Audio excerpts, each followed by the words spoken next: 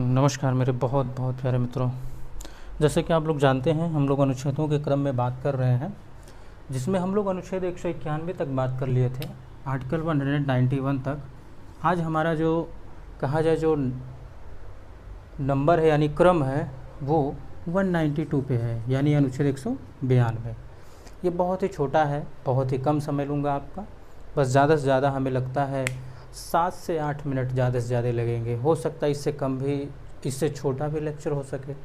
तो चलिए हम लोग बिना देर के हुए स्टार्ट करते हैं अनुच्छेद 192 पे।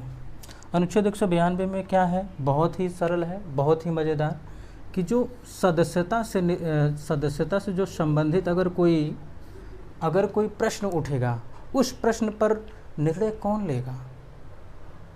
सदस्यता से जुड़ी हुई विधानमंडल के सदस्यता से जुड़ी हुई अगर कोई प्रश्न उठेगा, उस प्रश्न पर निर्णय कौन लेगा, कैसे लेगा, क्या किसी की सलाह लेगा, इस बारे में हम लोग चर्चा करते हैं। ठीक है, इतना तो समझ में आ गया होगा। एक प्रकार से ओवरव्यू मैंने दे दिया कि प्रश्न इसमें क्या उठेंगे, क्या क्या इसका आंसर हमें ढूंढना है। सबसे पहले यही जानना है कि अगर कोई प्रश्न उठता है तो उसका निर्णय कौन लेगा। चलिए, यदि यह प्रश्न उठता है कि किसी राज्य के विधानमंडल के किसी सदन का कोई सदस्य, अनुच्छेद 191, देखिए आप लोग अनुच्छेद 191 में देखे थे ना कि किस किस कंडीशन में यदि वह भारत का नागरिक नहीं, यानी भारत का नागरिकता ही छोड़ दिया, किसी अन्य देश की ग्रहण कर लिया, लाभ के पद का धारण कर लिया, वो जितने उल्लिखित यानी जितने वर्णित बात हैं अनुच्छेद 191 में, अगर मान लीजिए उससे संबंधित अगर कोई व्यक्ति है, कोई सदस्य है, अगर वो क्या कर रहा हो, ग्रसित हो गया उस समस्या से, तो उस समस्या से कैसे निकला जाएगा, यानी निर्भरता यानी अयोग्यता से अगर वो ग्रसित हो गया है आर्टिकल 191 से, तो इस कंडीशन में कौन आखिरी निर्णय लेगा। समझ में आया। यहाँ पर आखिरी निर्णय तो लेंगे राज्यपाल महोदय। कौन लेंगे? राज्यपाल महोदय। आप इस बात से भली भांति परिचित होंगे कि अगर राज्य की बात आती है तो वहाँ पे राज्यपाल क्या होते हैं, मुख्य हो जाते हैं, और यदि केंद्र की बात आती है तो राष्ट्रपति मुख्य हो जाते हैं। मुख्य कैसे हो जाते हैं कि ये राष्ट्रपति पूरे केंद्र के दादा होते हैं और राज्यपाल जो होते हैं वो राज्य के होते हैं। क्या होते हैं?